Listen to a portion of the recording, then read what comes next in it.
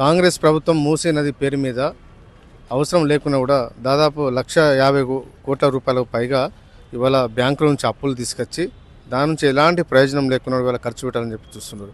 దీనివల్ల రాష్ట్ర ప్రజల మీద ఆర్థికంగా భారం పడే అవకాశం ఉంది.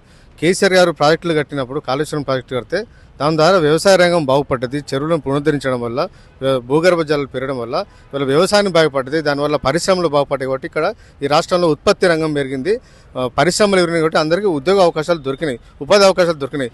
ఇవాళ కాళేశ్వరం ఇవాళ మూసీ నది ప్రాజెక్టు వల్ల మూసీ నది రివర్ సుందరీకరణ వల్ల ఎన్ని లాభాలు ఇస్తున్నా ప్రభుత్వం దగ్గర ఒక స్పష్టత లేదు. మామూలుగా హైదరాబాద్ ప్రజలు ఏం కోరుకుంటారు? మూసీలో వాటర్ను శుద్ధి చేయండి, దాన్ని బాగు చేయండి అని చెప్పి కోరుతున్నారు తప్ప ఇట్లా లక్షల రూపాయలు వేస్ట్ చేయొద్దని చెప్పి ఇవాళ ప్రజలు తిరుగుబాటు చేస్తూ ఉన్నారు. కాబట్టి ఇవాళ మూసీ ప్రజల పక్షాన బీఆర్ఎస్ ఆధ్వర్యంలో మేము పోరాటం చేస్తున్నాం. ఖచ్చితంగా ఈ ప్రాజెక్టును అడ్డుకుంటాం. ఎందుకంటే ప్రజల మీద భారం పడే ప్రాజెక్టు మాకు వద్దు అని చెప్పి ఇవాళ ప్రజలు కోరుతున్నారు. 10,000 మంది కుటుంబాలు నిరాశనం చేసే ఈ ప్రాజెక్టు ఎవరి కోసం? కాబట్టి దీనికోసం అందరూ వ్యతిరేకిస్తున్నారు. కాబట్టి ఖచ్చితంగా మేము పోరాటం చేస్తాం, మేము అట్టుకుంటాం. ఎక్కడ కూల్చివేతలు చిన్న అభివృద్ధి కోసం చిన్న కూల్చివేత జరిగితే దాన్ని వ్యతిరేకించండు. ఇవాళ తనే అధికారంలోకి వచ్చిన తర్వాత గంప గుత్తగా ఎక్కడ తను ప్రాజెక్టు పెట్టాలనుకున్నా కూడా వారికి ఎక్కడ లాభం వచ్చే పనులు ఉన్నా కూడా వాళ్ళ అనునాయుల కోసం వాళ్ళకు కాంట్రాక్టులు అప్పగించడానికి ఇవాళ వేలాది కుటుంబాలు ఇవాళ రోడ్డున పడిచే కార్యక్రమాన్ని ఇవాళ రేవంత్ రెడ్డి గారు తీసుకున్నారు. కాబట్టి దాన్ని మేము వ్యతిరేకిస్తూ ఉన్నాం. కాబట్టి ఖచ్చితంగా మేము పోరాటం చేస్తాం. నేను అదే కదా ఇప్పుడు ఢిల్లీకి వెళ్తే బయటికి వెళ్తే దొంగను చూస్తున్నా అని చెప్పి మనం మాట్లాడుతున్నారు రేవంత్ రెడ్డి గారు. ఇవాళ అవసరం లేకుండా దీనికి ₹1,00,00,000 ఎక్కడి తీసుకొస్తావు? అవసరమా?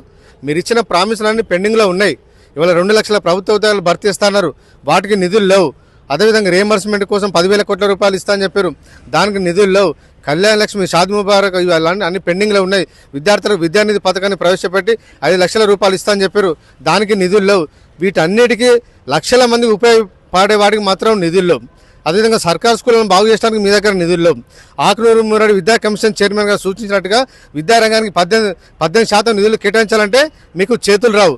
కానీ ఇవాళ మీకు సంబంధించిన వాళ్ళకు కాంట్రాక్టులు అప్పగించడానికి ఇవాళ 1,00,00,000 కోట్ల నిధులు అప్పులు తీసుకొచ్చి ఎవరి కోసం చేస్తున్నారని చెప్పి వాళ్ళు మేము ప్రశ్నిస్తున్నాం. ఇప్పుడు కేసీఆర్ గారు ఏం చేశారు? ఈ రాష్ట్రంలో అన్ని కుల సంఘాలకు ఎందుకు బిల్డింగ్లు ఇచ్చారంటే ఎక్కడో మారుమూల ప్రాంతంలో ఉన్న విద్యార్థులు, పేదవాళ్ళు, హైదరాబాద్ నుండి నివాసయోగ్యం లేని వాళ్లకు, ఇక్కడ నుండి కిరాయిలు తీసుకుని చదువుకోలేని వాళ్ళ కోసం మీకు మంచి భవనం ఉండాలనే ఉద్దేశంతో ప్రతి కుల సంఘానికి ఇవాళ కేసీఆర్ గారు దాదాపు 5 కోట్ల నుంచి 10 కోట్ల రూపాయల నిధులు వెచ్చించి ఇక్కడ హాస్టల్స్ కట్టించుకోండి అని చెప్పి, నిర్వహించుకోండి అని చెప్పి, దానికి ఒక కమిటీలు వేసుకొని మీరు మంచిగా మెయింటైన్ చేయండి అని చెప్పి కేసీఆర్ గారు నిధులు ఇచ్చి బిల్డింగ్లు కట్టిస్తే ఇవాళ కాంగ్రెస్ ప్రభుత్వం వచ్చిన తర్వాత ఉదాహరణకు కుర్మ సంఘం కానీ మిగతా సంఘం వీటన్నిటి కూడా మొత్తం ప్రైవేటు వ్యక్తులకు లీజుకి ఇస్తున్నారు. ప్రైవేటు వ్యక్తులకు లీజుకి ఇచ్చడానికి ప్రైవేటు వ్యక్తులు లేరా? ప్రభుత్వ సొమ్మే కన్నా, ప్రభుత్వ బిల్డింగ్లే కన్నా, ప్రభుత్వం కేసీఆర్ గారు నిధులు ఇచ్చింది ప్రైవేట్ వాళ్ళని బాగు చేయడానికైనా? అది కాదు కదా. పేద విద్యార్థులకు వివిధ కుల సంఘాలు ఉన్న వాళ్ళందరినీ ఆదుకునడానికి అని చెప్పి ఇవాళ కేసీఆర్ గారు ఇవాళ కుల సంఘాల భవనాలు ఏర్పాటు చేసింది. కాబట్టి ఏ లక్ష్యం కోసం అయితే, ఏ ఉద్దేశం కోసం అయితే భవనాలు నిర్మించారో వాటి కోసం చేయాలని చెప్పి మేము డిమాండ్ ఇస్తాం.